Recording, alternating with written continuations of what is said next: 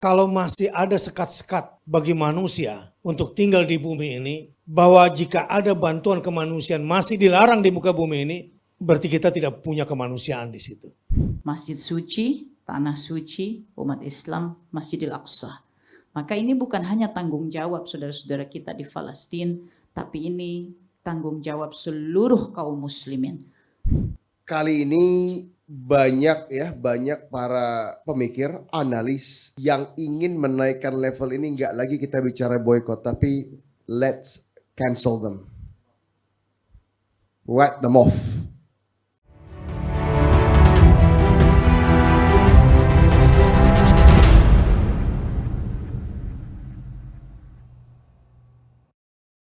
Bismillahirrahmanirrahim. Assalamualaikum warahmatullahi wabarakatuh. Birruh, biddam, nafdi kaya aqsa. Masya Allah. Ada lagi lagu barunya. Julid, julid, fisabilillah sekarang juga. Tambah lagi. Boykot, boykot. Fisabilillah sekarang juga. Kalau belum ditambah cancel ya. More than boycott ya. Nah nanti dijelaskan kenapa cancel.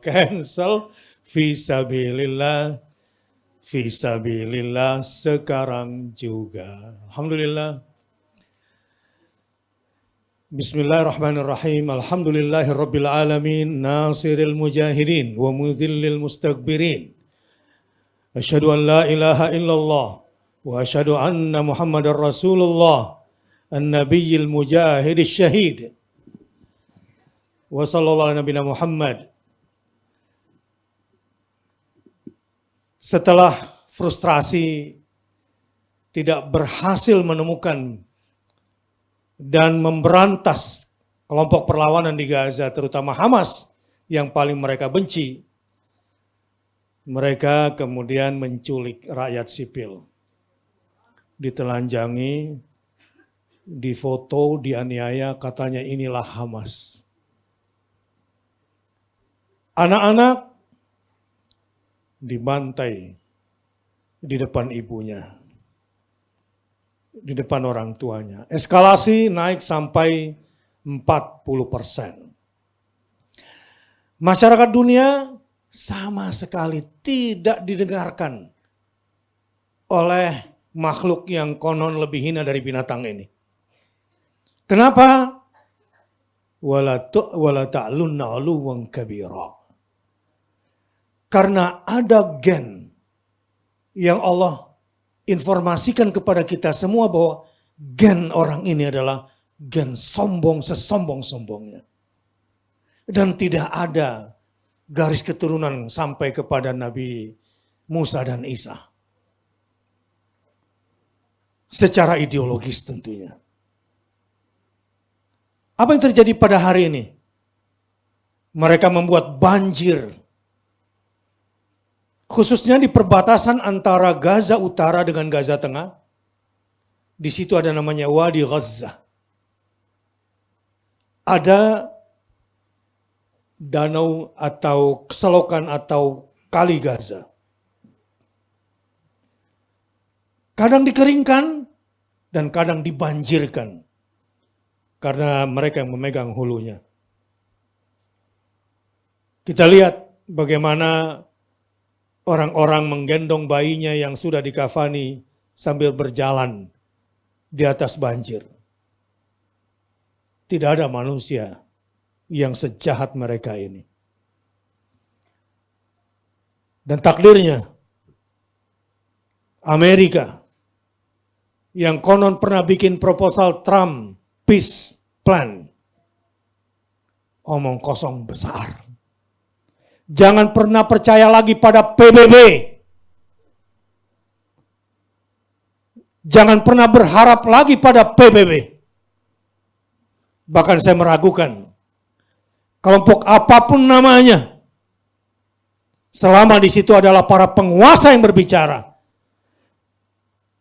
Karena apa yang mereka kerjakan sampai hari ini Sudah 75 tahun tidak ada solusi kecuali Palestina, Gaza hanya jadi komoditas politik. Hanya jadi dagangan politik bagi pemimpin-pemimpin, penguasa-penguasa, hatta di sebagian negara pemimpinnya Muslim. Jadi siapa yang harus bergerak? Anda tahu kondisinya hari ini. Saya gambarkan begini. Ada satu kampung dimasuki oleh sekelompok bandit perampok bersenjata. Mereka masuk ke dalam kampung menembaki rakyat sipilnya. Mengambil uangnya, mengambil hartanya, yang melawan ditembak. Rumah mereka akan dirampas, tanah mereka juga akan diambil sepenuhnya. Ada perlawanan. Tapi tidak seimbang. Tapi terus melawan. Apa yang Anda lakukan saat ini? Udah tahu kampung tersebut lagi dirampok. Datang bawa makanan. Bermanfaat nggak? Bermanfaat insya Allah. Tapi tepat nggak? Ada kampung lagi dibantai habis-habisan, mau dirampok, Anda datang bawa obat-obatan, kasihan, dirawat gitu ya. Tepat nggak kira-kira? Tapi itulah yang terjadi saat ini. Dan mungkin itu yang paling ringan yang bisa kita lakukan. Itu pun untuk memasukkan makanan dan obat-obatan harus minta izin sama si penjajah lagi. Dan temannya si penjajah. Terus, tahu nggak apa yang sedang kita lakukan sekarang? Menonton sambil berderai air mata. Bermanfaat nggak? Mungkin bermanfaat. Oh, ada saudara saya di luar. Tapi tepat nggak? Jangankan di utara, yang di selatan saja masih banyak orang-orang yang tidak dapat bantuan barang satu botol air minum pun. Sampai hari ini. Mereka harus menyuling air laut. Mereka harus menyuling air hujan untuk bisa dapat minuman.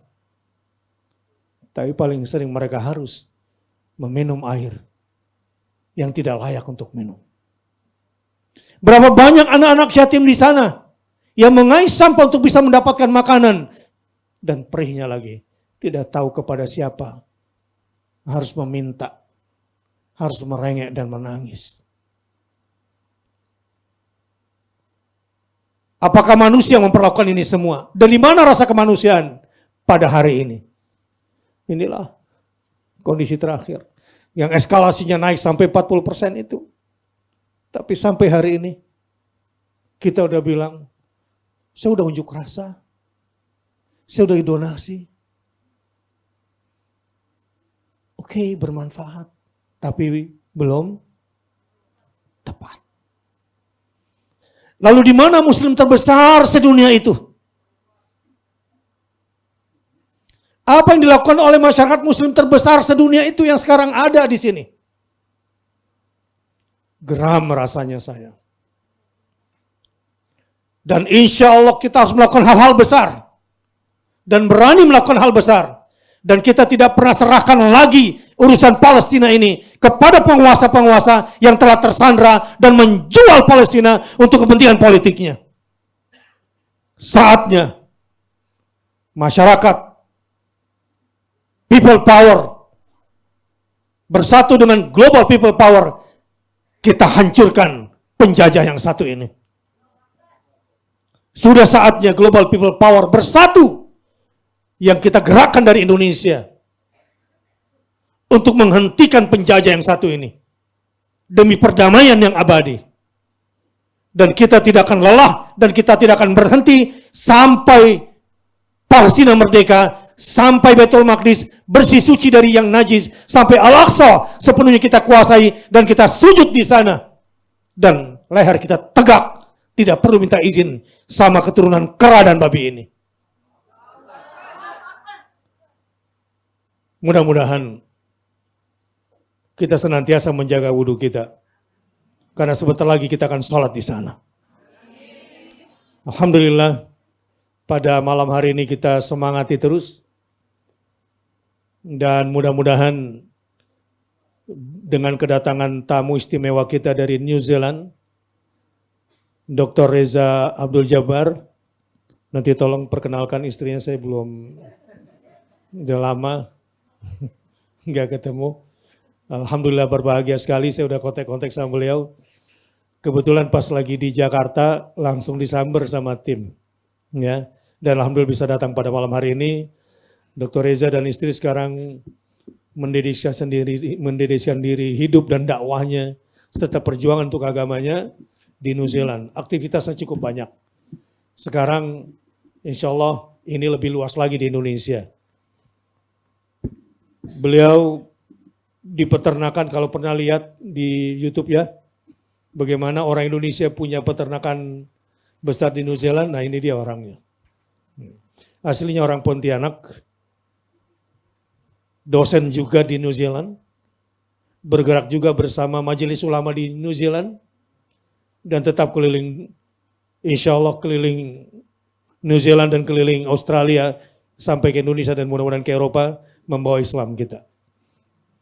Nah mudah-mudahan pada malam hari ini kita mendapatkan pencerahan. Assalamualaikum Dr. Reza. Waalaikumsalam warahmatullah. Assalamualaikum Sayyidah Khadijah. Waalaikumsalam warahmatullahi wabarakatuh. Masya Allah. Gurunda kita semua ya. Alhamdulillah. Insya Allah senang sekali pada malam hari ini bisa apa istilahnya, satu frame. Tapi dengan suasana yang jauh berbeda dengan dulu ya. Dulu namanya kalau nggak salah Ibu Peggy gitu. Saya dulu pernah kenal dalam satu acara di TV. Kalau lagi subuh kadang-kadang gitu ya. Nah sekarang Sayyidah Khadijah insya Allah bersama Dr. Reza pada malam hari ini akan berbagi bersama kita. Sekilas dulu, apa yang Anda merasakan setelah melihat peristiwa Gaza pada hari ini, Dokter? Bismillahirrahmanirrahim. Alhamdulillah. Salatu wassalamu ala Rasulillah wa ala alihi wa sahbihi wa ba'd. Suatu kesedihan yang luar biasa ya Ustaz. Subhanallah. Hati kita berderai. Pecah rasanya hati kita. Dan kata-kata nggak cukup gitu ya untuk bisa memberikan kita enough vocabulary. Kosakatanya nggak cukup. Berbagai rasa yang rasanya ini rasa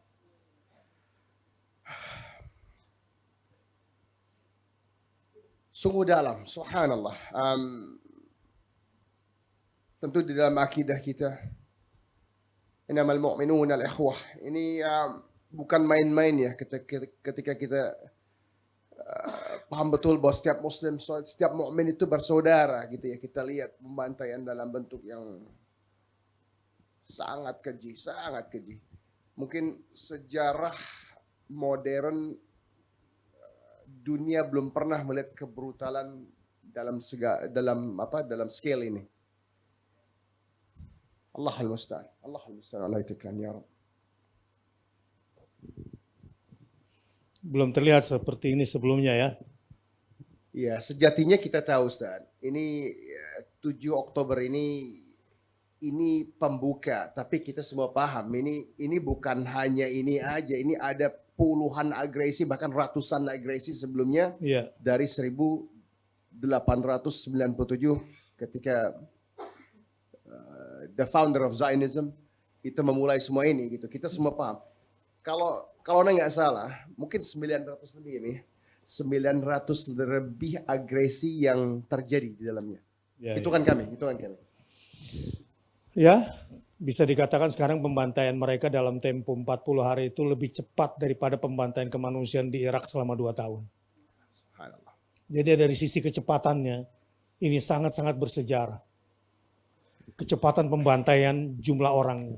Jadi sebagian kami melihat ini dari begini, ini suatu pukulan telak buat Zionist apartheid regime. Ya, Zionist apartheid regime. Kami lebih memilih perkataan ini untuk menggambarkan rezim penjajah ini. Kalau orang Gaza menyebutnya as-Sohayinat an-Naziyah.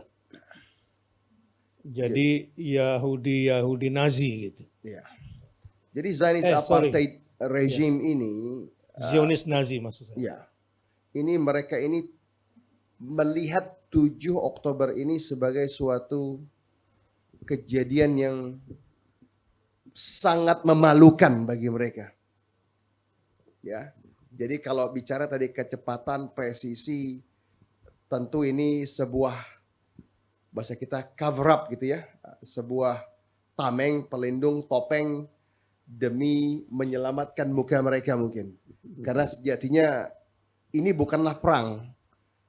Kalau kami di dalam ada namanya PSNI, di New Zealand adanya PSNI, Palestine Solidarity National Network, ya semacam network ya, yang mana orang-orang New Zealand sendiri itu turun ke jalanan gitu ya, dengan mengatakan dan mengecam perbuatan agresi genocide yang terjadi di Gaza.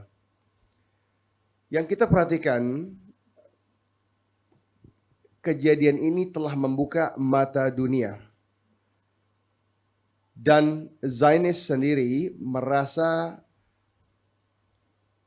suatu perlawanan hebat yang belum pernah terlihat sebelumnya. Dan kita tidak katakan perang. Kenapa tidak kita katakan perang? Karena perang itu sejatinya negara dengan negara, sesuatu yang equal in power.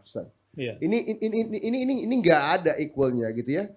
Kalau ada bahasa kita ada Navy, ada Air Force, ada Army to Army. Ini kan sungguh suatu, kalau bahasa kita, sesuatu yang sangat memalukan bagi Zionis ketika mereka mengatakan semua weaponry of the latest sophistication ada di dia. Semua persenjataan terlengkap dalam hitungan manusia, mereka merasa punya itu gitu kan.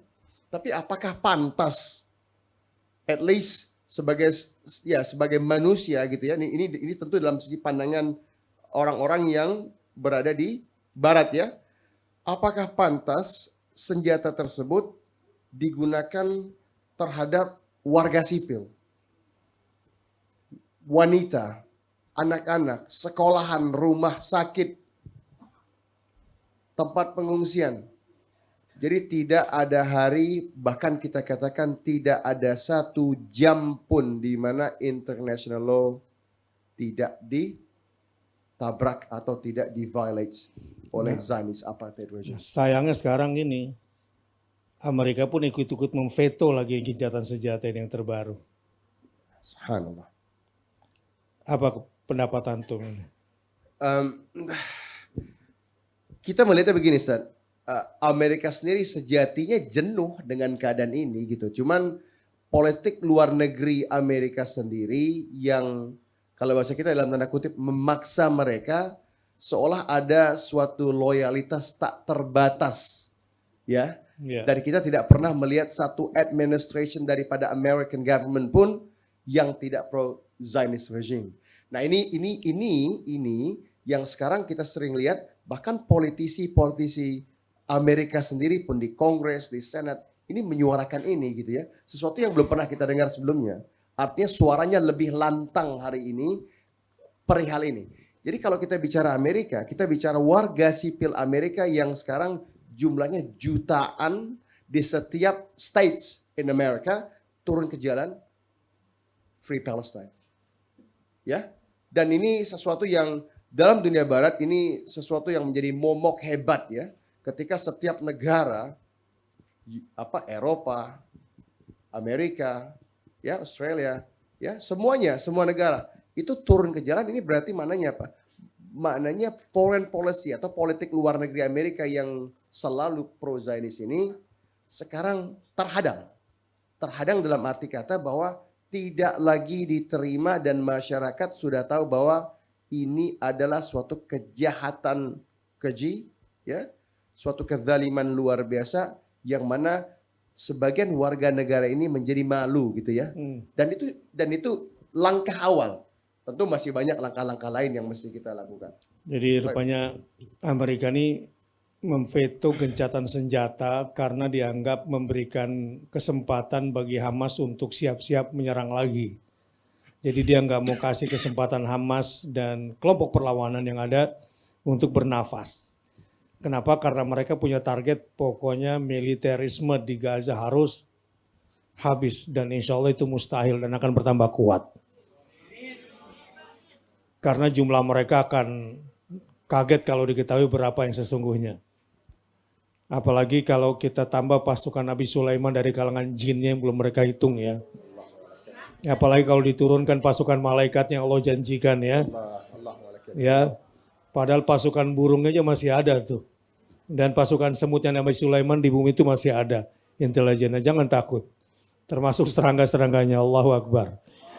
Jadi semangat ya. Nah sekarang kepada Sayyidah Khadijah nih. Bantuan kemanusiaan. Gimana kondisi bantuan kemanusiaan sekarang? Dan seperti apa nih seharusnya kita berbuat? Syukran Ustaz, bismillahirrahmanirrahim. Assalamualaikum warahmatullahi wabarakatuh. Waalaikumsalam warahmatullahi wabarakatuh. Pertama sekali, sebagai bagian dari Kingmaker malam hari ini dan juga sebagai murid yang alhamdulillah belajar banyak dari UBN, khususnya urusan Palestina.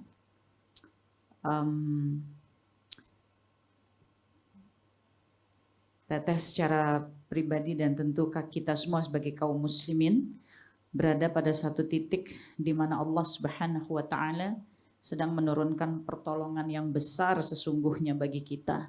Untuk apa?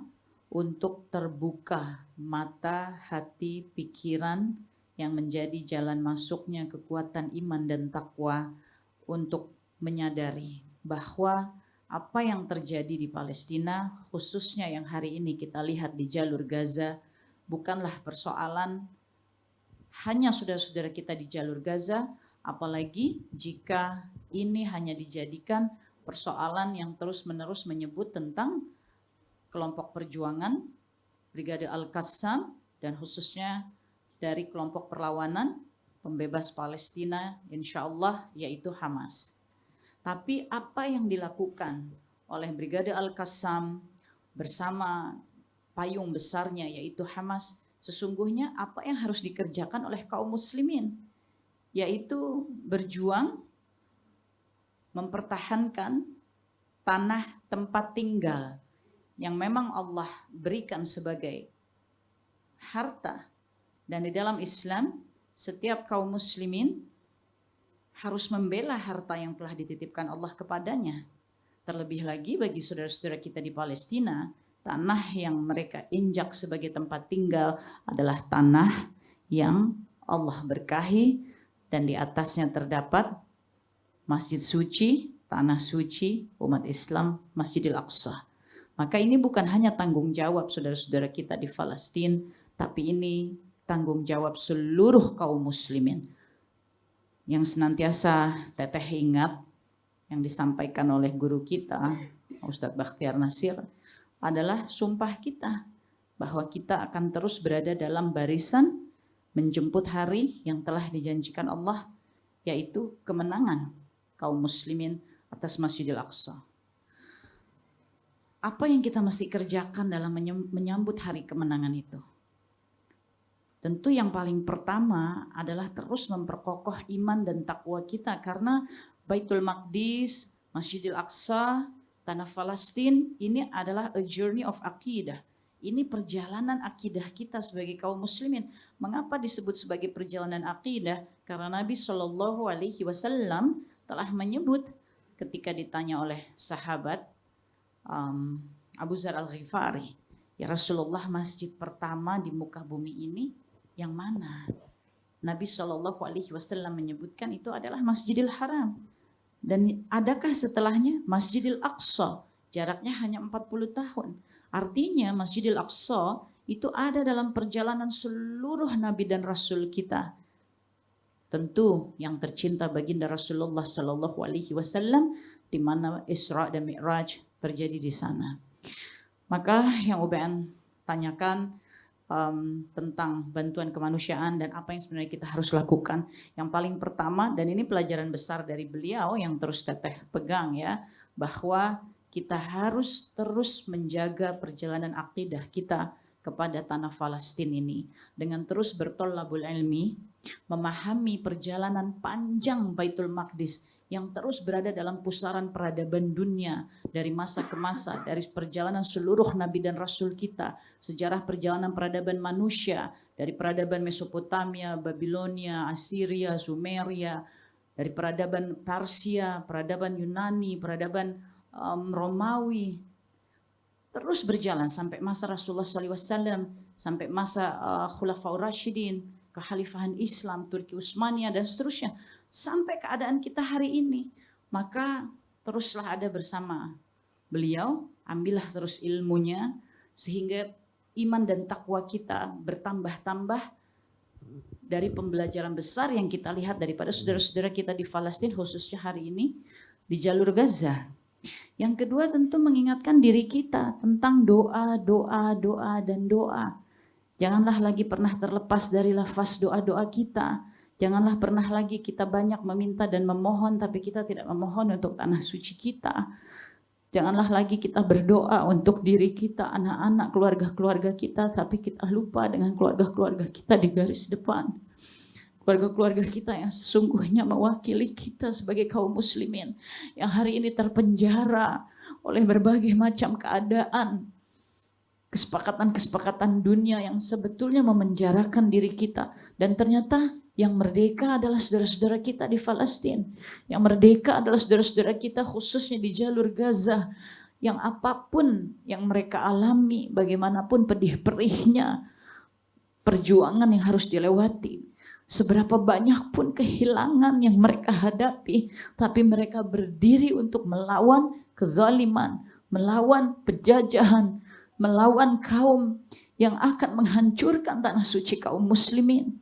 Bukankah kita menyaksikan bahwa ketika mereka memindahkan ibu kota ke Yerusalem dari Tel Aviv, dan kemudian kroninya sekutunya Amerika Serikat memindahkan kedutaan besarnya, pada acara ketika mereka meluncurkan kedutaan besar Amerika Serikat hari itu, kita melihat sebuah lukisan besar yang mereka pajang dan pampang, dan itu bisa disaksikan oleh dunia. Dan di lukisan kota Yerusalem sudah tidak ada lagi titik Masjidil Aqsa. Sudah jelas apa yang mereka akan lakukan. Maka doa terus kita ketuk langit dengan keyakinan kemenangan itu telah Allah persiapkan. Yang ketiga yang hari ini Ustadz Bakhtiar Nasir ingatkan kepada kita dan ditambahkan oleh Syekh Reza dalam diskusi beliau berdua tadi adalah tentang boikot. Boikot produk-produk yang terafiliasi memberikan uang-uang kepada kaum Zionis untuk melakukan apa yang mereka lakukan hari ini, genosida pada saudara-saudara kita, dengan satu niat bahwa level boykot ini kita naikkan, bukan hanya sekedar boykot, tapi naikkan terus sampai cancel. Cancel ini betul-betul cancel, batalkan, hilangkan. Kita berdoa, kita berjuang agar produk tersebut hilang atas usaha yang kita kerjakan. Kami mungkin tidak bisa menyampaikan UBN sumber detailnya, tentu kami akan sampaikan kepada UBN, tapi mungkin belum bisa secara terbuka.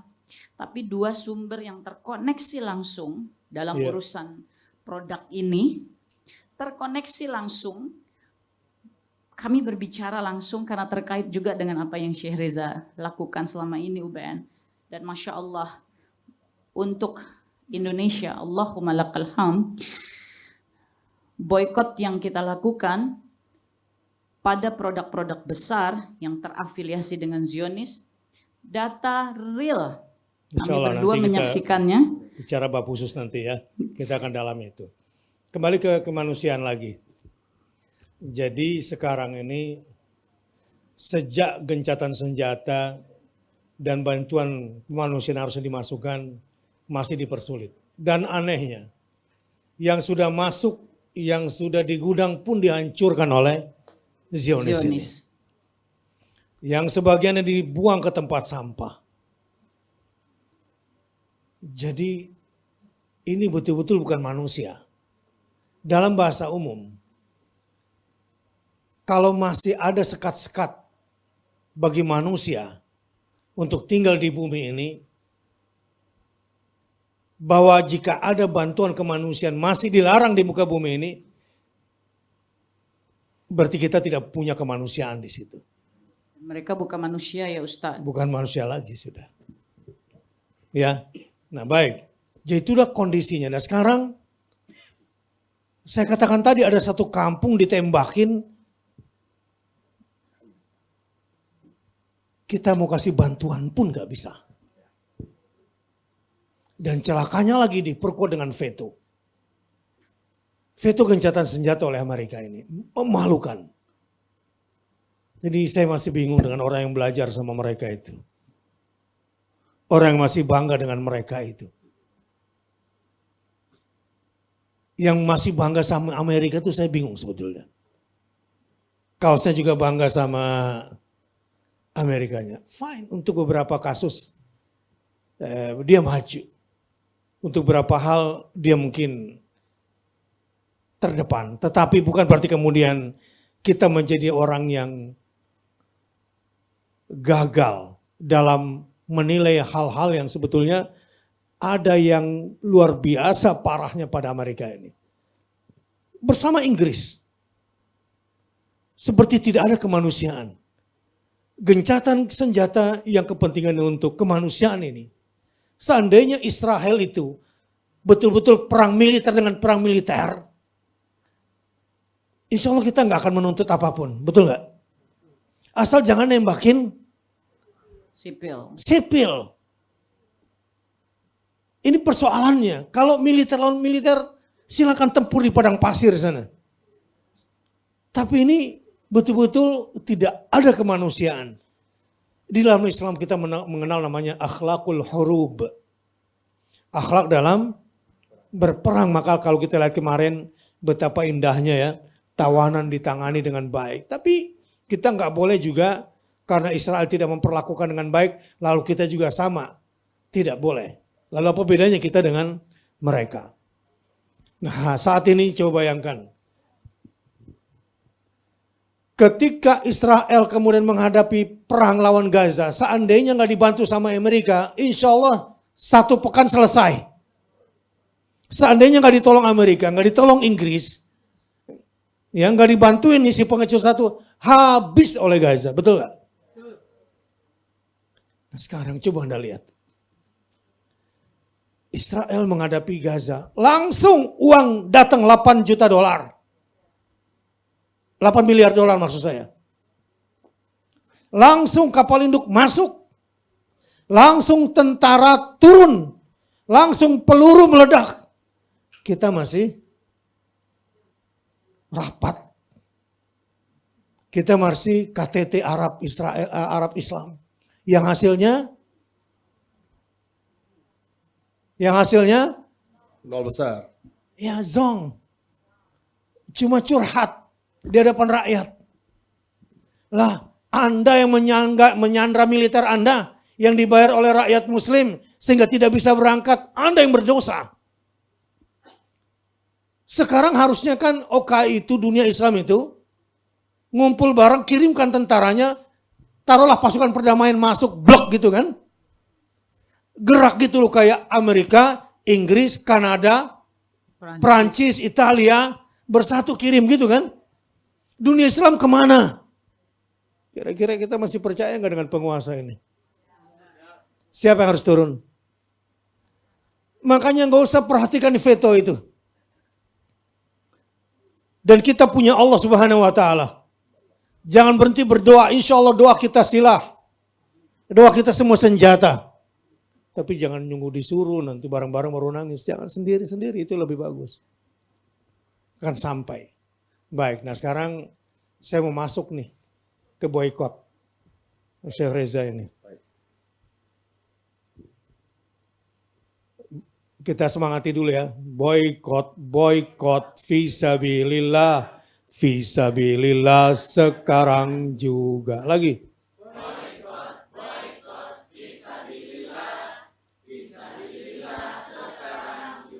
Ingat kata fisabilillahnya ya.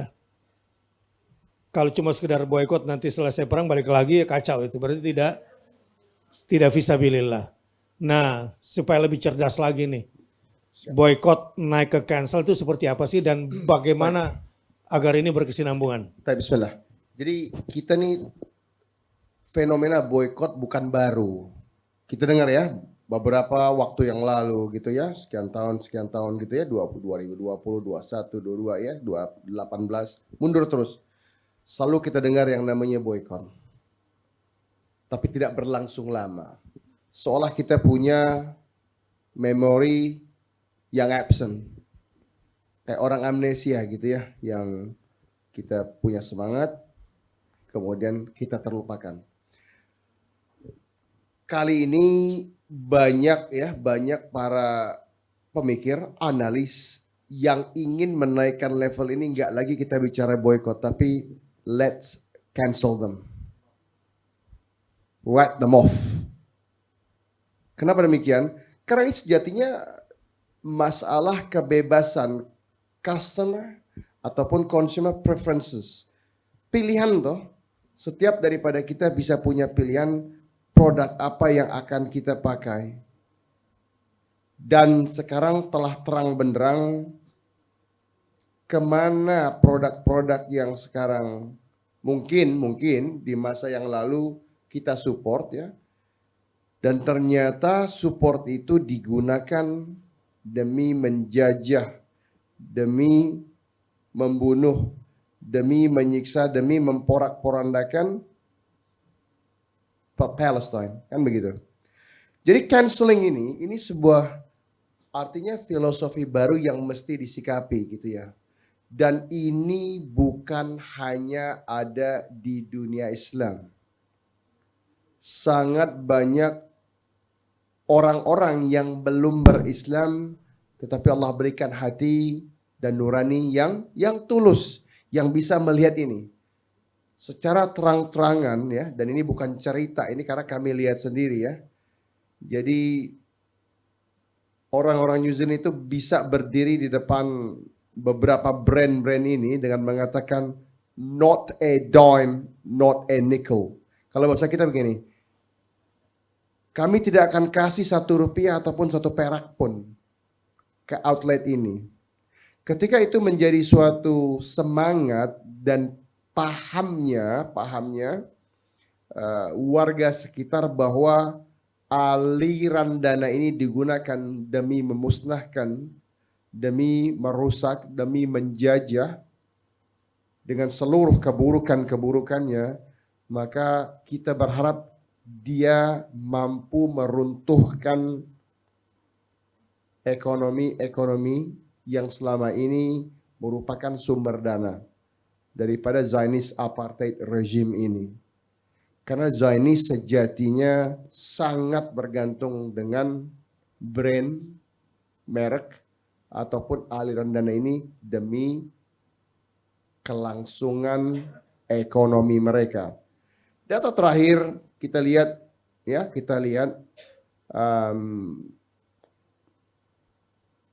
keluarnya dana per hari dan per minggu yang diamati oleh analis peperangan itu jumlahnya sangat dahsyat, tentunya bervariasi. Dan tanpa dibarengin dengan masuknya aliran dana baru dari outlet ataupun factories ataupun dari brand dan merek-merek ini, mereka kelimpungan. Jadi canceling them out ini maksudnya gini, yuk kita ambil suatu sikap, suatu keputusan bahwa kita tidak akan pernah lagi menggunakan barang itu. Tutup, close. Ya, jadi naik kelas. Jadi eskalasinya adalah kalau boykot itu menahan diri untuk tidak membeli gitu ya. Terkadang kita lupa. Menurut kita konflik telah selesai. Konflik ini nggak pernah selesai. Ini udah lebih dari 100 tahun. Benar Ustaz? Ini bukan barang baru. Ini bukan 7 Oktober. 7 Oktober hanyalah pembuka mata dunia secara gamblang. Mungkin sangat terbuka dibanding event-event sebelumnya. Atau agresi-agresi sebelumnya. Perang-perang sebelumnya. Nah maka kita pun harus mengambil keputusan kemana rupiah yang akan kita belanjakan dan berazam untuk mampu memilih barang dan mencari alternatifnya, dan selalu ada alternatif. Ketika seorang mengatakan bahwa ketika kita tidak beli produk A, maka carikan kami produk B sebagai gantinya. Tentu itu lebih gampang. Tetapi ada kalanya seorang mengatakan produk A tidak ada alternatif, maka kami tidak bisa menghilangkannya, so we can't cancel them. Keadaan ini sejatinya tidak benar, karena kalaupun tidak ada alternatif dari produk A, maka kita katakan bahwa kita lebih baik tidak menggunakan produk itu, walaupun tanpa ada alternatif yang menurut kita mumpuni. Tapi keadaannya jauh lebih gampang dari itu bagi kita konsumen, karena selalu ada alternatif. So canceling the products memberikan kita suatu nuansa baru di mana kita berharap brand-brand tersebut runtuh dan tidak akan kembali lagi. Insya Allah. Kira-kira ada nggak produk tertentu gitu dan apa actionnya? Anda rasa begini, Ustaz. Ini sekarang daftar produk-produk itu ya, itu sudah menjadi rahasia umum bahwa kita semua tahu apa produk itu kan gitu ya. Yeah. Itu sangat jelas. Jadi rasanya ya kalau yang hemat Anda nih, Ustaz, kita tidak pernah melihat bahwa ini menjadi suatu halangan. Jadi di antara list ataupun daftar produk-produk tersebut, gak ada yang memberikan kita suatu kekhawatiran bahwa kita tidak bisa hidup dengan tanpa produk itu kan. Susu misalnya gimana? Nah, susu jelas. Karena ini pemain susu dan produsen susu. Dan daging. Jadi kita gini ya, susu. Sebagai petani peternak, New Zealand adalah alternatif yang mesti digunakan kalau kita bicara susu, selain tentunya produk lokal. Kenapa demikian? Ya, karena kalau kita lihat nama-nama besar, nama-nama raksasa konglomerat penghasil susu, Fonterra tentu menjadi alternatif. Kenapa? Bukan karena itu produk aneh, itu bukan. Tapi karena produknya Fonterra, Ustaz. Fonterra. Ya, Fonterra punya produk tadi kebetulan kami baru dari Fonterra tadi siang. Fonterra Indonesia ini di Indonesia kita punya produk seperti Enlin ya, Enmam, Anchor gitu ya. Terus kita punya berbagai, kalau Indonesia mungkin itu ya, nanti ada Meadow Fresh, ada Tip Top. Kenapa demikian? Karena Fonterra strukturnya adalah koperasi yang tidak mungkin selembar sahamnya pun bisa dimiliki oleh asing kan gitu. Jadi di New Zealand sendiri saham Fonterra itu hanya bisa dimiliki oleh 9.000-an petani peternak. Jadi tentu 9.000 orang saja. 9.000 orang. Ya. Oke, nah kita cerita ini supaya nanti bisa diadop di Indonesia nih. Insya Allah. Terus. Jadi maknanya begini. Ketika kita dengar, dan ini menarik ya, karena kompetitornya Fonterra. Fonterra ini perusahaan susu dan bentuk turunannya, maknanya kalau kita bicara produk turunan, ada susu, ada keju, ada mentega, ada casein, seluruh produknya ya. Ini merupakan perusahaan nomor 3 terbesar di dunia untuk penghasil dairy products atau susu dan produk turunannya. Menariknya pasar-pasar lain itu yang mendukung atau didukung oleh produk-produk nama-nama besar yang mendukung rezim Zionist apartheid ini, itu sekarang terimbas besar gitu ya, karena masyarakat dunia pun sangat sadar bahwa tidak ada seseorang yang punya rasa kemanusiaan mampu dan bisa mentolerir keadaan ini, Ustaz. Nah, jadi kalau ditanya bagaimana alternatif, kita tentu produknya Fonterra, karena itu jelas sekali petani yang menghasilkan produk baik, proteinnya yang terjamin dengan iklim dan keadaan environment yang mumpuni. Dan tentunya artinya alternatifnya banyak ya. Sangat banyak. Dan itu yang real kita lihat sekarang. Oke. Justru kebanyakan susu yang beredar ini seperti bermanfaat nggak sih yang beredar di Indonesia ini? Terutama dari produk-produk mereka. Untuk Indonesia, kalau kita lihat yang namanya Enmam, tentu itu buat ibu-ibu ya, buat ibu-ibu. Maksud saya gini, bukan punya Fonterra, jadi produk yang ada afiliasi ke Zionis ini, susu mereka gimana? Oke, mungkin secara standar susu ini kita susah untuk mengatakan detail spesifikasinya karena mungkin setiap produk punya komposisi tersendiri. Misalnya kemarin ada salah resep tuh anak-anak disuruh minum susu tapi banyakkan gulanya gitu. Oh iya, nah jadi Gimana gini, itu? kalau tentu gini ya, kita tidak ingin komposisi gula yang berlebihan di dalam susu dan sejatinya gula tidak perlu tambahan gula di dalam susu. Jadi ibu-ibu, bapak ya, dan yang ketika punya anak atau mengasup susu, Jangan gula, jangan pula asam sulfat ya. ya, ya. Nah ini menarik ya kalau kita bicara asam sulfur ini ya. Ini sulfuric acid. Sulfuric acid itu kita gunakan. Anda gunakan itu Ustaz untuk ngegosok dinding. Ini beneran. Ya, untuk menggosok dinding-dinding tangki-tangki stainless susu kita. Oh gitu. Ya. Bagus ya. Untuk merontokkan apa ya? Dinding-dinding itu ya. Kerak-kerak ya. Ya, kerak-kerak Ya, itu. itu kita gunakan. Berarti yang mukanya berkerak tuh boleh pakai asam sulfat ya. Gitu ya.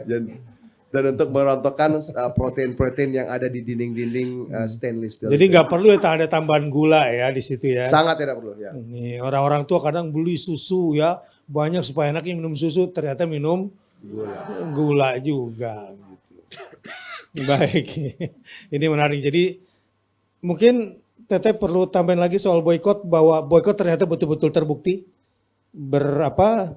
berperan gitu. Ya, menyambung yang tadi Teteh sampaikan, alhamdulillah apa yang dikerjakan oleh kita, ini khususnya pasti ibu-ibu ya Pak ya, karena yang memilih kan ya produk-produk apa yang harus dipakai di rumah ya, lalu bagaimana ketika keluarga akan keluar sama-sama misalnya ya, mau pergi kemana, makan apa, ya mungkin kami tidak menjelaskan dengan detail sumbernya, hanya kepada UBN saja begitu ya. Tetapi sumber ini sangat valid karena terkait dengan apa yang juga Syekh kerjakan ya, kami kerjakan. Dan sumber ini mengatakan bahwa salah satu produk besar ya yang betul-betul menjadi bagian dari gerakan boykot ini, maka omsetnya ya, perputarannya, omsetnya saat ini sudah drop 50%. 50%. Ya. Ini sebetulnya bukan cuma angka yang kita bicarakan. Kita bicara boykot itu, angka itu hanya salah satu sudut ya yang meyakinkan kita. Tapi yang paling penting, liyasu'u wujuhahum. Ya ini yang pertama. Jadi ketika kita boykot dan kita serang produk mereka itu wajah mereka tuh muram. Hati mereka sakit. Karena Tuhan mereka kita hantam. Uangnya, ekonominya. Allahu Akbar gitu ya. Jadi penurunan angka ini bukan semata-mata dilihat dari sisi aset tetapi dari sisi brand. Brand mereka juga menjadi rusak, benar gak? Nah lakukan terus itu. Seperti kaum juliders itu. Julid fisabilillah itu. Jatuhkan mental mereka gitu kan. Sampai mereka istilah orang Indonesia kena mental gitu. Nah bisnis mereka pun sebetulnya banyak menjual mitos. Produk kamilah yang paling bagus, yang paling laku, jutaan orang konsumennya. Mitos yang dia jual. Ketika kita boykot, itu mitosnya itu langsung hilang, ternyata gitu-gitu doang. Dan ternyata insya Allah kita sehat tanpa produk dia. Kita akan kaya dan mereka miskin. Palestina akan kuat dan mereka akan lemah. Itu yang ada dalam benak kita kalau kita boykot. Tapi bukan berarti mengharamkan. Ya, pernah satu hari saya dikasih air produk mereka, nggak ada air juga, dan kemudian dikasihnya cuma itu. Boykot ini dan cancel ini tadi yang diceritakan, ya tetap boleh diminum. Waktu kita bikin aksi, ada perusahaan ayam going, ini istilah Upin Ipin sebetulnya. Nawarkan diskon. Itu panitia kejamangan, jangan. Walaupun saya lihat matanya doyan juga Chris sebetulnya gitu kan. Menurut saya kalau dia kasih gratis ambil aja dan kasih fakir miskin. Boleh nggak dimakan? Boleh aja gitu. Tapi kalau perlu tingkatnya sampai ke cancel. Jangan 1 rupiah pun masuk ke dia. Gitu kan? Nah yang sakit itu bukan cuma dari sisi aset atau omset mereka turun. Tetapi brand mereka jatuh. Dan yang paling tinggi, mitos mereka hancur dan akhirnya Tuhan mereka pun jadi lemah. Nah itulah yang dilakukan oleh Ibrahim alaihissalam ketika menghancurkan kepala-kepala berhala di sekeliling Ka'bah. Kan pada mikir semua kan setelah itu ya. Ternyata selama ini mereka hanya menyembah mitos. Kalau kita nggak pakai punya mereka gimana kita? HP kita kan buatan dia kan gitu ya. Apalah macam-macam. Sistem keuangan kita juga tidak mungkin kalau nggak kita pakai punya dia nanti begini-gini. Mitos gitu. Lawan terus. Sampai Palestina merdeka. Allahu Akbar. Dan ini kesempatan sebenarnya Ustaz. Kesempatan. Karena kita ya, meluruskan ya bahwa tidak ada kalau kita bicara apakah produk yang halal walaupun dari mereka itu tetap halal. Tidak ada suatu ikhtilaf di sini. Tapi kita ingin menjatuhkan suatu sanksi terhadap sosial ya, secara ekonomi bahwa kita tidak lagi mensupport produk-produk yang dananya dialirkan ke sana. Nah, kalau kita sampai kepada tahapan cancel or canceling the man, ini berarti adanya ruang vakum. Yang mana tentu kita berharap setelah kita cancel teman-teman semua bangkit mengisi kekosongan itu kan begitu. Nah ini poin kedua nanti kita nih. Bagaimana penguatan ekonomi kita ke dalamnya. Nah, menarik nih. Ustaz Deden. Baik Ustaz. Kaifal hal? Alhamdulillah bikhair. Saya nyimak dari itu Ustaz. Dari tadi udah tazkiyatun nafas dan sekarang kita masuk dari obrolan tadi Ustaz Deden ini. Tentang boykot terutama. Supaya punya nilai ibadah dan punya nilai jihad ini. Maka tadi kita bikin boykot fisabilillah. Itu istilahnya secara syar'i gimana sih menurut antum? Dan punya nilai enggak tuh istilah itu? Baik Ustaz. Jihad itu tidak mesti terbayang di pikiran kita mengangkat senjata bertempur. Ya apalagi zaman ini ya, zaman teknologi ya. Ternyata julid bagian dari jihad maksudnya. Nah di situ Ustaz. Nah, silakan jelasin. Tetapi jihad itu bisa dilakukan dengan semua gerakan yang dapat melumpuhkan kekuatan mereka. Kekuatan mereka bertumpu pada harta. Maka jihad yang sebenarnya jihad saat ini yang bisa dilakukan oleh semua manusia di dunia, khususnya umat Islam, jihad fisabilillah adalah melakukan boikot itu.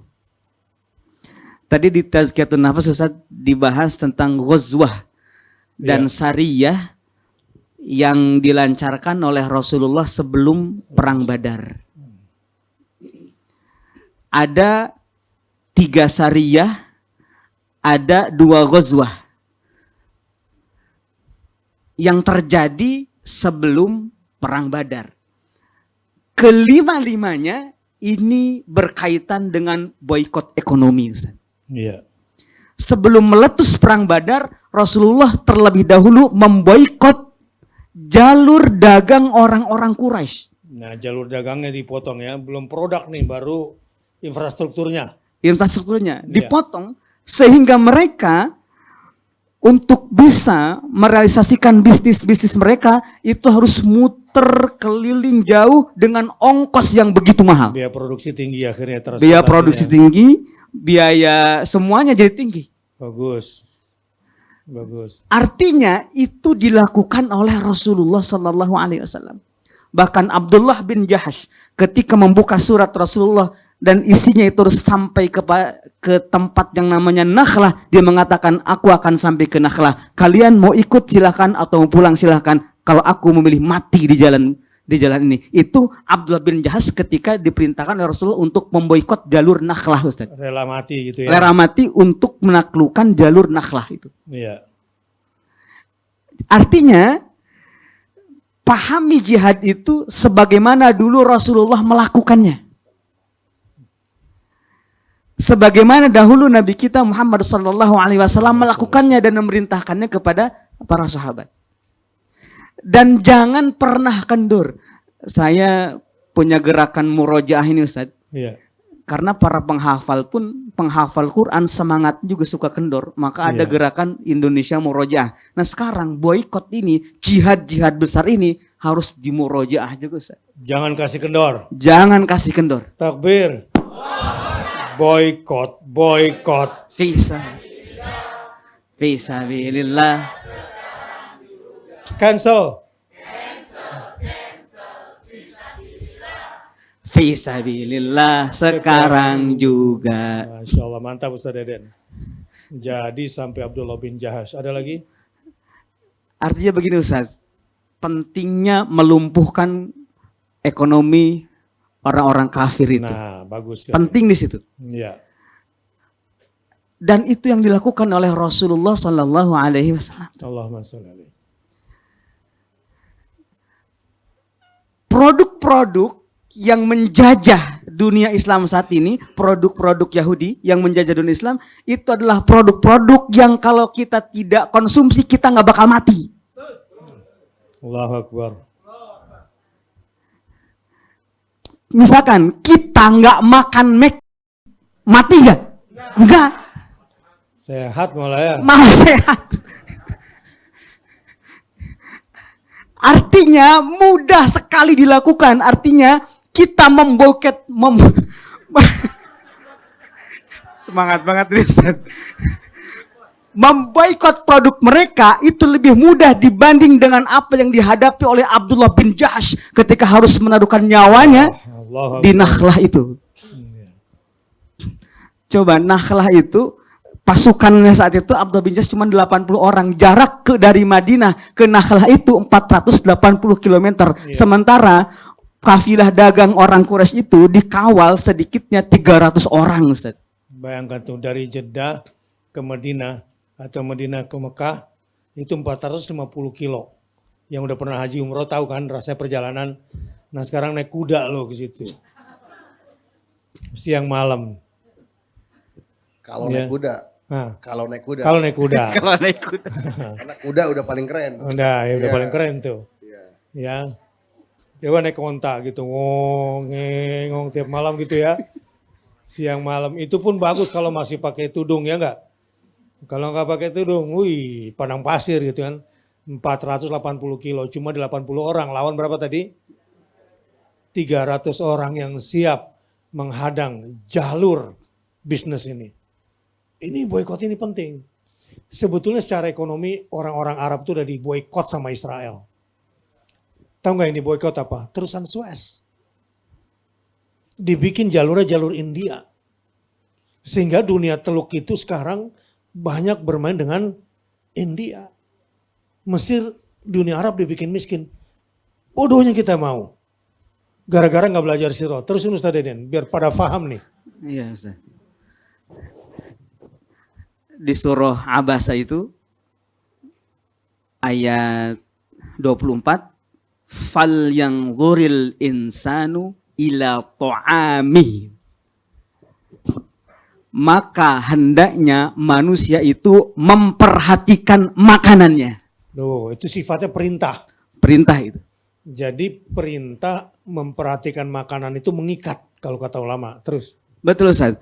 Karena manusia yang tidak memikirkan makanannya itu akan jatuh menjadi manusia yang disebut di ayat 17 surah Abasa, yaitu qutilal insanu ma akfarah. La haula wala quwata illa billah. Matilah manusia itu. Terhinalah manusia, terkutuklah manusia, betapa kufurnya manusia ke Allah. Ini dimulai dari manusia tersebut tidak mau memperhatikan makanannya. Misalnya, ma aku lapar mau beli itu Terus emaknya bilang, oh udah nggak apa-apa kamu sana, mama mau ngopi dulu di S. Ya, kutilal insanu ma akfarah. Ya, kalau sampai dalam kondisi seperti ini, Allah bilang matilah kamu tuh. Ya, betapa kufurnya kamu kepada Allah dari sisi makanan. Biar pahit di otak nih, biar pahit begini kira-kira. Nih, Anda yang masih ngopi di kopi MS itu, lu sama aja Dracula lagi minum darah. Betul nggak? Lu minum darah lu di situ. Gara-gara mereka inilah ya pembantaian itu terjadi dan mereka yang membiayai. Nah itu pekan lalu sudah kita kasih lihat. Nah, lu juga yang makan ayam goreng di situ lu vampir lo. Ya, mending makan ayam penyet. Ya, mbok siapa gitu ya. Makan, kalau saya suka ayam pop. Wah, ayam pop siapa? Si Udah gitu. Ayam pop siapa? Si Uni gitu. Kopinya kopi mana? Kopi Aceh, kopi Lampung, ya betul. Kopi Medan, keren nggak? Wah keren banget. Nah sekarang saya mau lanjut ke Syekh Reza. Bagaimana menghidupkan ekonomi dalam negeri dengan kondisi momen boykot begini? Ya, bismillah. Jadi dengan terjadinya vakumnya kekuatan tadi ataupun hilangnya produk-produk yang gini, 50% tadi data tadi ya, seberapa lama kira-kira antum pikir sesuatu yang ditopang dengan merek, dengan advertising, dengan kekuatan itu tahan ketika 50% hilang. Ya, dan itu mitos ya sebetulnya pada akhirnya ya. Jadi bahasa kita gini, runway-nya seberapa panjang lagi gitu ya. Nafasnya seberapa panjang lagi. Ini tinggal bahasa kita ini cuma hitungan bulan kan gitu ya. Kalau realisasinya di lapangan seberapa lama gedung-gedung besar itu ya ongkos-ongkos besar yang bahasa kita dipinjam itu juga bukan uang sendiri kan begitu ya. Dengan turun 50-60%. Kalau kita konsisten ya, tentunya kita eskalasikan dan we cancel them ya, kita cancel itu. Pergerakan ekonomi yang diharapkan sebagai penguatan ekonomi umat seharusnya kita mengisi ruang-ruang itu. Dia akan menjadi ruang-ruang vakum yang semua kita bisa isi. Ya, dan ada penggantinya ya. pasti. Ya. Kita lihat ya. Ketika sebuah franchise besar meninggalkan Rusia. Iya. Di awal ya, kita lihat ya. Lihat apa yang terjadi. Dalam hitungan bulan, penggantinya muncul dan ternyata lebih kuat. Kan Keren. terbukti. Jadi bahasa kita begini, ada hal-hal yang memang bisa dibuktikan secara empiris.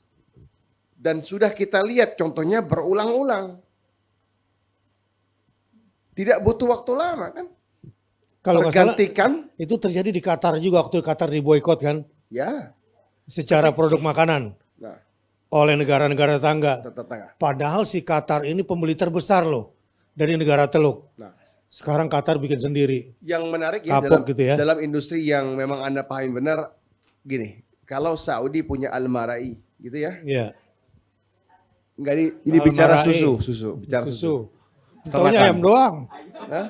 Ini taunya ayam doang dia. Iya. baik. Iya. Jadi Qatar sekarang punya Biladuna. Biladuna. Iya.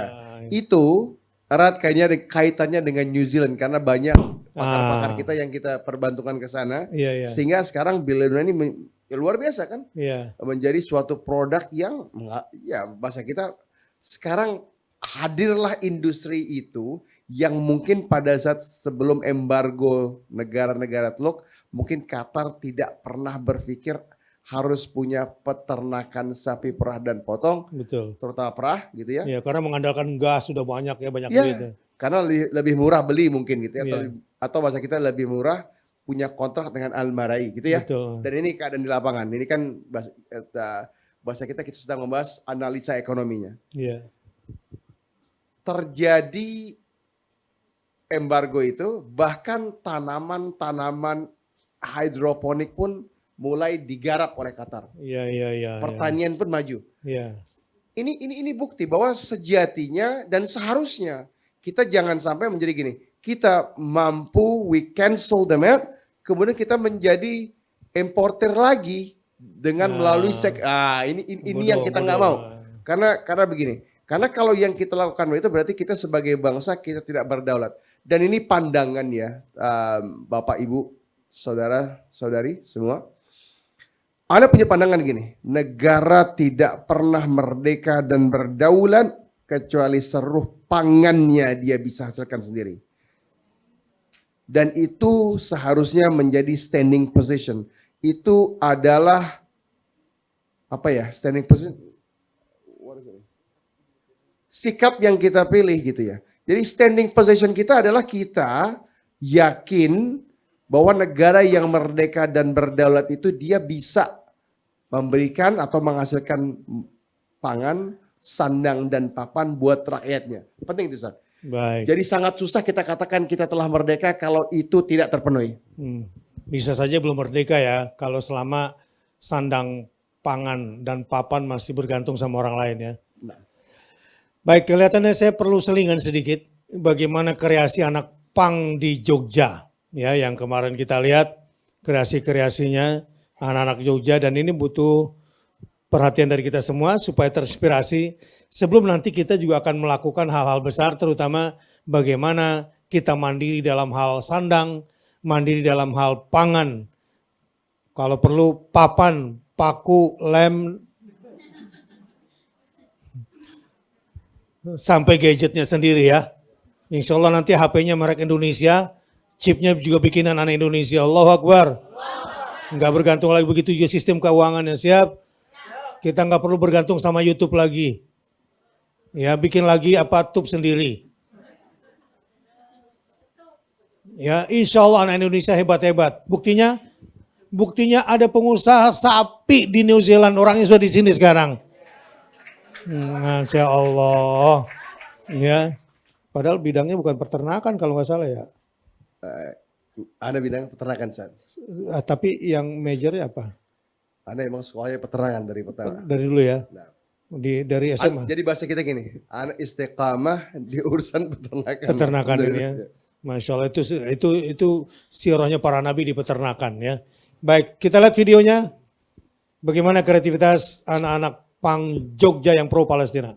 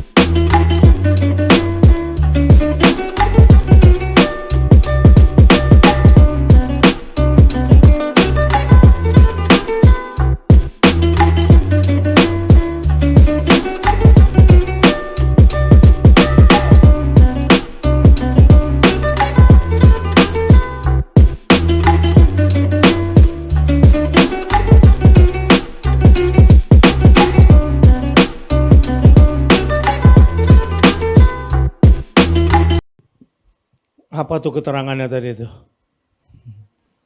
Tentang kreativitas anak-anak pang ya. Diam-diam mereka-mereka ini anak-anak yang sebetulnya punya kemampuan, tapi entah bagaimana jalan hidup yang mereka pilih. Tapi ketika ada peristiwa pembantaian kemanusiaan, rasa kemanusiaan yang muncul, kemudian diekspresikan lewat fitrah seninya yang Allah berikan kepada mereka. Nah, ini terakhir nih. Kepada Teteh nih. Udah ada semua di sini. Ayo, kita kenalan dulu. Assalamualaikum.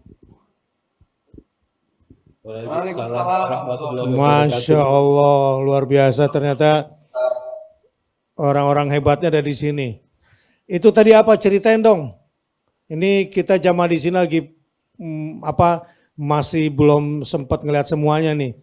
Terpaku pada keindahannya. Silakan. Sebelumnya Alhamdulillah terima kasih Ustadz Bahtiar Nasir yang saya hormati, Kiai Haji Deden Mahyarudin, Hajah Hatijah Peggy Melati Sukma, dan Syekh Iya, Dr. Reza Abdul Jabar. Eh, iya, Klarifikasi sebentar, mohon iya. maaf sebenarnya kami bukan anak pang, tapi kami Tuh pelaku salah paham grafiti. saya nih. Eh, Tuh kami- graffiti. eh, Saya salah takutnya info nih nanti makanya. takutnya nanti anak-anak pang yang lain malah tersinggung karena Iya, iya, pendidikannya iya, dipakai. iya. Nah, iya, iya, iya. Jadi Oke, anak-anak graffiti ya. iya, iya Ustadz. Ya, oke. Bagus. Lanjut. Eh, Oke, jadi pergerakan ini kami mulai tadinya atas keresahan eh, individu masing-masing yang ternyata bisa kami bisa saling membaca dari story-story Instagram dan sosial media yang lainnya. Dan ternyata kami punya pandangan yang sama dan merasa risih juga dengan eh, efek-efek yang ditimbulkan dari pergerakan di Palestina 7 Oktober itu, dan itu sangat menggugah kami yang selama ini ternyata kami sempat mati suri dan tidak memperhatikan tentang isu Palestina yang sebenarnya sudah puluhan tahun gitu. Lalu kami menyatukan keresahan itu, dan sebenarnya kami juga adalah pelaku grafiti yang sudah 20 tahun pensiun di Jogja ini. Dan alhamdulillahnya nama kami pun masih laku di teman-teman grafiti yang lain. Jadi ketika kami mengusulkan satu pergerakan ini masih diamini oleh mayoritas teman-teman grafiti di Jogja.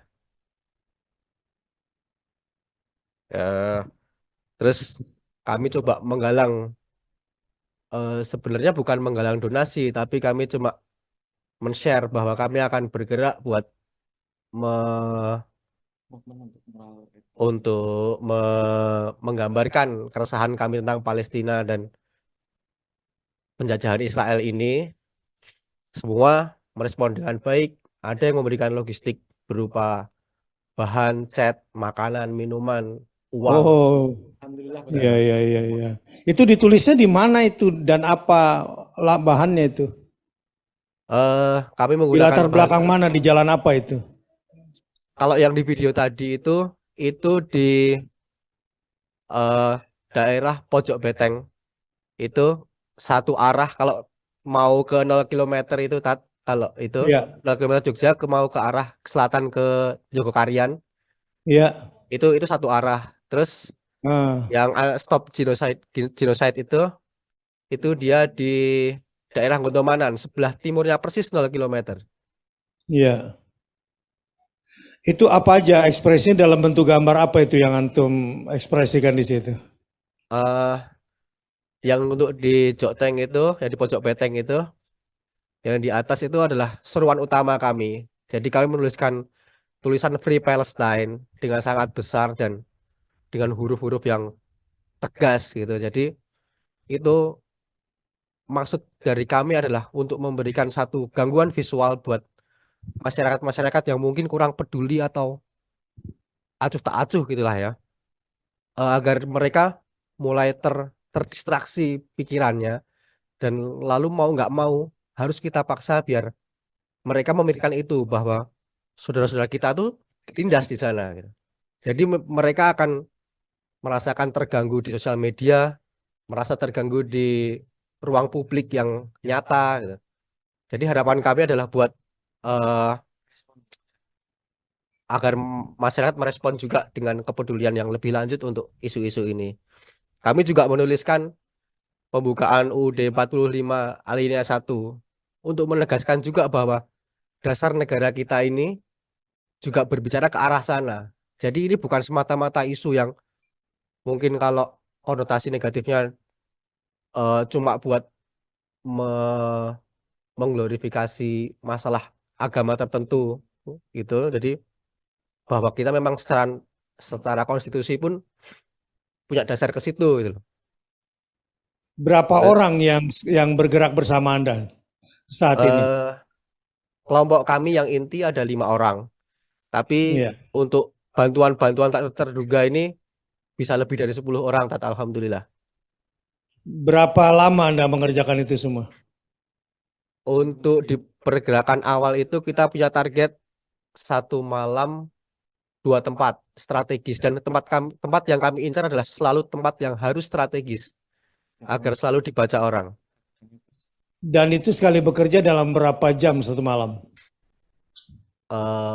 Mungkin 5 jam, Begadang jadi ya? ya begitulah. Habis sholat subuh tidur.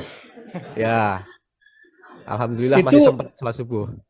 di tempat-tempat itu nggak dilarang untuk coret-coret seperti itu? Ah, itu mungkin berhubungan Artinya juga dengan sebelum menulis di situ, sebelum menggores itu, izin dulu nggak? ada yang jadi gini, kalau kehidupan tembok-tembok grafiti di Jogja ini ada yang dia secara resmi secara tidak resmi dia menjadi legal, ada juga yang hasil kenekatan kami, kalau sejujurnya seperti itu, Tat. Iya. Artinya ini milik publik dan kita bukan ngotorin tapi justru memberikan pesan dan Ya, karyanya karya indah. Dan saya lihat memang juga penuh idealisme. Masya Allah, ya. 2 jempol buat antum semua. Kalau gitu kapan-kapan ke Jakarta ya. Siap, Ustaz. Ya, ya cari posisi-posisi yang kalau di Jakarta ini banyak macet, jadi menikmati kalau dipasang tempat-tempat strategis ya. Masjid suci, tanah suci, umat Islam, Masjidil Aqsa. Maka ini bukan hanya tanggung jawab saudara-saudara kita di Palestina, tapi ini tanggung jawab seluruh kaum muslimin.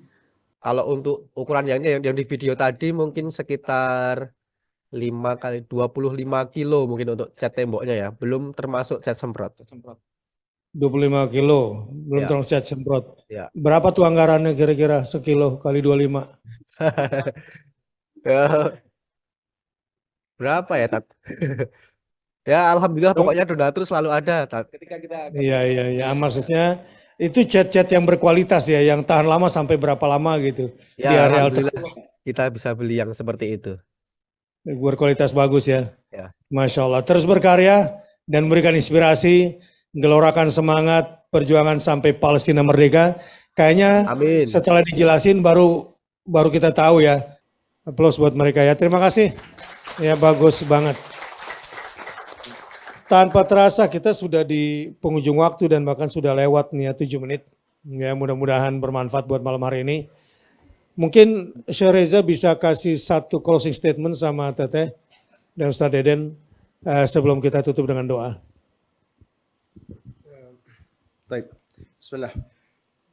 Jadi dalam setiap kesempatan ya, isu Palestina ini adalah isu akidah buat kita. Dalam akidah Ahlus Sunnah kita tidak punya satu keraguan apapun bahwa disinilah kita berdiri. Ini akidah kita. Kita tidak sedang bicara hal ringan. Kita sedang bicara kiblat pertama kaum muslimin. Kita bicara tentang Al-Aqsa Asy-Syarif.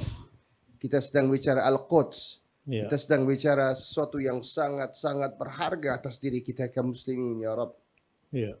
Tentunya kita semua minta sama Allah Rabbul Alamin, Rabbul Izzah. Bahwa kita juga Allah berikan taufik, hidayah dan inayah untuk bisa berdiri di posisi yang benar. Ya.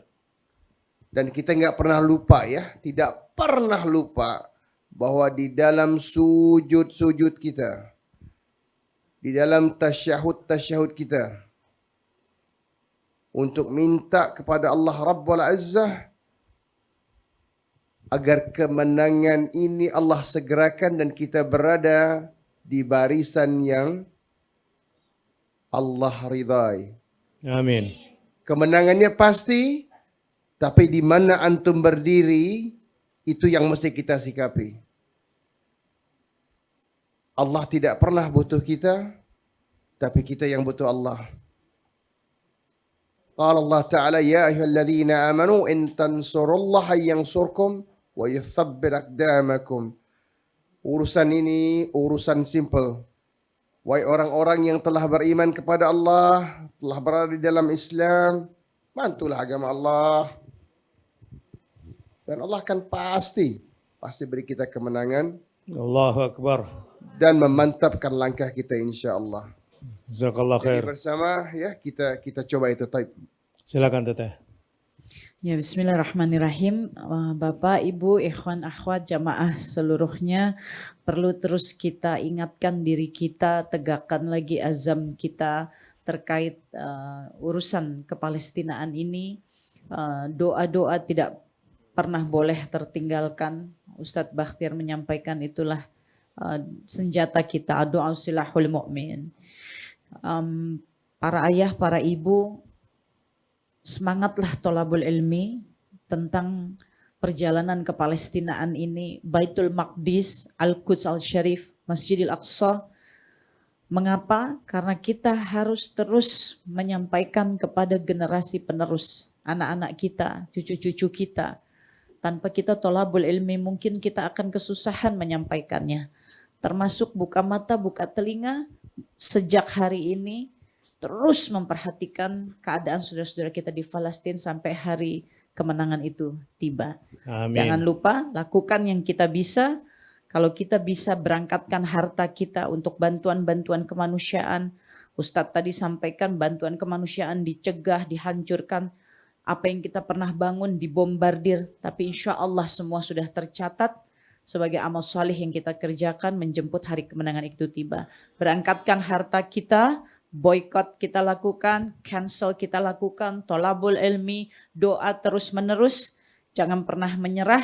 Kita pastikan seluruh generasi selanjutnya akan tahu dan mengerti tentang kebiadaban kaum Zionis ini, dan kita insya Allah akan bersaksi di hari penghisaban bahwa saudara-saudara kita di garis depan telah mewakili kita dalam menjemput hari kemenangan itu. Semoga Allah Amin. merahmati semua ikhtiar kita. Amin. Amin ya Allah. Silakan Ustaz Deden. Langsung saya baca doa tutup aja Ustaz. Boleh. Bismillahirrahmanirrahim. Ya Dzal Jalali wal Ikram, ya Arhamar Rahimin.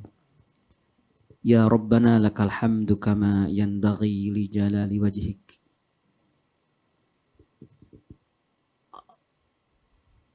Allahumma salli ala Sayyidina Muhammad wa ala ali Sayyidina Muhammad. Rabbana taqabbal minna innaka antas sami'ul alim. وتب علينا إنك أنت التواب الرحيم يا ربنا الذي خلق الإنسان من علق يا ربنا الأكرم علمنا ما لم نعلم كما علمتنا بالقلم وصلى الله على سيدنا محمد وعلى آل سيدنا محمد Walhamdulillahi Rabbil Alamin. Allahumma amin.